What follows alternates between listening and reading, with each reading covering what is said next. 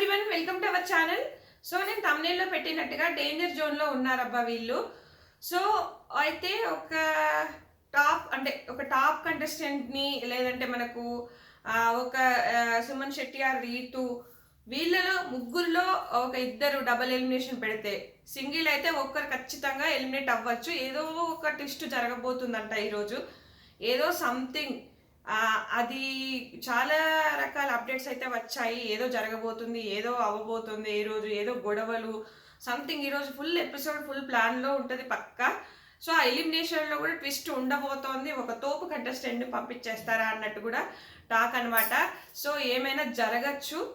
ఒకవేళ అది mid week elimination పెట్టినా కూడా వాళ్ళు ఉన్నారో లేదో అన్నట్టుగా కూడా వెళ్ళిపోతారు. ఒక్కోసారి ఉన్నట్టుగానే ఉంటారు, తర్వాత వస్తే డైరెక్ట్ స్టేజ్ పైన ఉంటారు. అట్లా కూడా జరగచ్చు. సో ఫస్ట్ ప్లేస్లో అయితే తనుజానే ఉంది. సో తనుజాకి ఇంకా తిరుగులేదు ఈ వీక్ అయితే, ఎందుకంటే ఫుల్ ఓటింగ్, మాస్ జాతర ఓటింగ్ అయితే జరిగింది తనుజాకి. సో నిన్న చేతి బాగా లేకపోయినా కూడా ఆ బాల్స్ వేయడం కానీ అదంతా బాగా సపోర్ట్ చేసింది. రీతుకైనా కళ్యాణ్కైనా బాగా ఆడింది. సో ఇక కొన్ని ఉంటాయి, ఇక కొన్ని స్ట్రాటజీస్ ఉంటాయి, కొన్ని అవి ఇవి ఉంటాయి. అయితే నైట్ టికెట్ ఫినాలే అప్పుడు ఇమాన్యుయల్ని తీసుకుంటాడు కదా కళ్యాణ్, ఆ టైంలో కొంచెం తనుజ ఫీల్ అయిందంట. అంటే తనని కూడా పిలిచలేదు, తనని కూడా సపోర్ట్ చేసిన కదా అని. కాకపోతే ఏంటంటే ఇమ్ము కళ్యాణ్ ఇద్దరు కలిసి బాగా ఆడి వాళ్ళిద్దరు ఆడదాం అనుకున్నారు కాబట్టి సో ఇమాన్యుయల్కి అయితే టికెట్ ఫినాలే అది రాగానే చూపించాడు అనమాట. అప్పుడు తనుజాన్ని తీసుకోలేదని కొంచెం మొహం మార్చుకున్నట్టు అనిపించింది నాకు కూడా. సో లోపటి నుంచి అప్డేట్స్ ఏంటంటే కొంచెం ఫీల్ అయిందంట. మనకు నైట్ ఆ టాస్క్ కూడా చూపించలేదు, ఏమీ చూపించలేదు, మాట్లాడుకున్నది చూపించలేదు, టాస్క్ స్టార్ట్ అయింది కూడా చూపించలేదు, డైరెక్ట్ పడుకున్నట్టు చూపించారు. మొత్తం కట్ చేశాడు మనకు. ఈరోజు మనకు సాటర్డే ఎపిసోడ్లో చూపిస్తారు అనుకుంటా. ఇంకా చూపెట్టరు, ఇంక ఎపిసోడ్లో చూపించేశారు కదా, ఇంకా లైవ్లో ఏం చూపెట్టలేదు, మొత్తం కట్ చేశారు. ముందు వెనక ఏమి ఇవ్వలేదు అబ్బా లైవ్లో, డైరెక్ట్ పడుకుని పోయారు.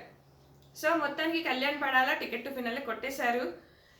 ఇది లాభమా నష్టమా అంటే ఇంకా ఒకసారి మనకు రాహుల్ సిప్లిగంజ్ అప్పుడు కూడా ఆయన టికెట్ ఫినాలే కొట్టాడు, డైరెక్ట్ టాప్లో వస్తున్నాడు, ఓటింగ్లో లేడు. కానీ అయినా కూడా రాహుల్ సిప్లిగంజ్ అవ్వబోతున్నాడా అని అనిపిస్తుంది. ఓటింగ్ పడుతుందేమో, విన్నర్ అయ్యే ఛాన్సెస్ కళ్యాణ్ పడాలకు ఉంది, తనుజకు ఉంది. ఎవరైనా అవ్వచ్చు అబ్బా ఇద్దరిలో.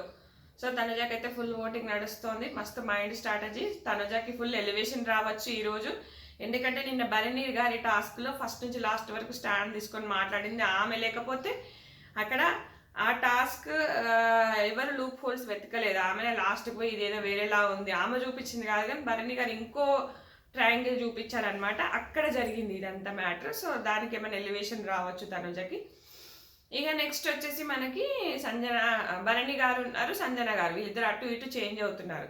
సో భరణి గారికి ఫుల్ పాజిటివ్ ఎపిసోడ్, రీతు వల్ల రింగ్ దాయడం వల్ల ఈయనకి అన్యాయం జరిగిందని చెప్పేసి ఈయనకి ఫుల్ ఓటింగ్ పడుతుంది. ఇంకా భరణి గారు కూడా కొంచెం మారారు, మంచిగా ఆడుతున్నారు, ఆయన కూడా స్ట్రాటజీస్ ప్లాన్ చేశారు, జోవియల్గా ఉన్నారు, ఇవన్నీ చేస్తున్నారు అనమాట. ఇక సంజనాకి కొంచెం నిన్న సంచాలకుగా నెగటివ్ పడింది. మళ్ళీ ఇంకొకటి వాళ్ళ ఇమ్ము దగ్గర సాంగ్ గురించి టాక్సిక్ మదర్ అని వచ్చింది, నాకు నచ్చలేదు అని చెప్పేసి కొంచెం ఫీల్ అయింది. కానీ ఇమాన్యుయల్ మరీ అట్లా కావాలని ఏం పాడలేదు అనిపించింది, నాకు అవార్డ్స్ నచ్చలేదని కొంచెం బాధపడింది.